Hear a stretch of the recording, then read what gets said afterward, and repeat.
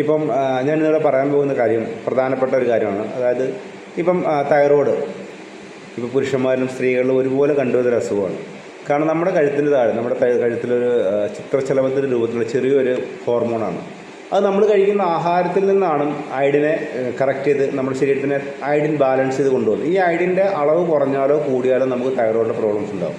ഇപ്പോൾ തൈറോയ്ഡ് തന്നെ രണ്ട് തരത്തിലുണ്ട്. എന്തൊക്കെയാണ്? ഒന്ന് ഹൈപ്പർ തൈറോയിഡിസും ഒന്ന് ഹൈപ്പർ തൈറോയിഡ്സും. ഇപ്പോൾ ഹൈപ്പർ തൈറോയിഡിൻ്റെ ഏറ്റവും വലിയ പ്രശ്നം ഹോർമോണിൻ്റെ എക്സസ് അധികമാവും. തൈറോയിഡിൻ്റെ അയഡിൻ്റെ അളവ് കൂടും നമ്മുടെ ശരീരത്തിൽ. അപ്പോൾ എന്ത് ചെയ്യും? നമ്മുടെ മെറ്റബോളിസം അത് അധികമായിട്ട് നമ്മുടെ വെയിറ്റ് കുറയാൻ തുടങ്ങും. രണ്ടാമത്തെ ഹൈപ്പർ തൈറോയിഡിസം, ഇത് നമ്മുടെ മെറ്റബോളിസം എന്ത് ചെയ്യും? കുറയും. ഹോർമോണിൻ്റെ അളവ് കുറയുമ്പോൾ നമ്മുടെ മെറ്റബോളിസം കുറയും. കൂടാതെ നമ്മുടെ എന്ത് ചെയ്യും? വെയിറ്റ് കൂടാൻ തുടങ്ങും.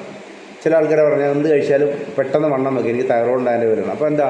അവരുടെ മെറ്റബോളിസം ഹോർമോണിൻ്റെ അളവ് കുറവാണ്. അപ്പോൾ അതിനെ ബാലൻസ് ചെയ്യാൻ വേണ്ടി എന്ത് ചെയ്യും? നമ്മൾ മെഡിസിൻ സ്റ്റാർട്ട് ചെയ്യും. ഇപ്പോൾ അണ്ടർ വെയിറ്റിലോ എക്സസ് വെയിറ്റിലോ നിങ്ങളാണെങ്കിൽ പ്രത്യേകം ശ്രദ്ധിക്കുക. നിങ്ങളുടെ ശരീരത്തിനെ ബാലൻസ് ചെയ്യണം. നിങ്ങൾ എക്സസ് വെയിറ്റ് ഉണ്ടെങ്കിൽ അതിനെ കുറച്ച്, അണ്ടർ വെയിറ്റ് ആണെങ്കിൽ നിങ്ങളുടെ വെയിറ്റ് ഗെയിൻ ചെയ്ത് ഐഡിയൽ വെയിറ്റിനെ ബാലൻസ് ചെയ്യുക. ഐഡിയൽ വെയിറ്റിനെ ബാലൻസ് ചെയ്യാൻ എന്താ ഗുണമെന്ന് വെച്ചാൽ നിങ്ങളുടെ ഐഡിയനെ നിങ്ങൾക്ക് ബാലൻസ് ചെയ്ത് നിങ്ങൾ തൈറോയ്ഡ് നിങ്ങൾക്ക് നോർമൽ ലെവലിലേക്ക് എത്താൻ പറ്റും. പ്രത്യേകം ശ്രദ്ധിക്കുക. ഒരിക്കലും ക്യൂർ ആവുമെന്നല്ല. നിങ്ങളുടെ ഐഡിയൽ വെയിറ്റും ബാലൻസ് ചെയ്യാൻ കഴിഞ്ഞാൽ നിങ്ങൾ തൈറോയ്ഡ് നോർമലിലേക്ക് എത്തും. ഇത് നിങ്ങൾക്ക് എത്താൻ വേണ്ടി എന്ത് ചെയ്യാൻ പറ്റും? ഞാൻ നിങ്ങളെ സഹായിക്കാം. നിങ്ങൾ ഈ താഴെ കാണുന്ന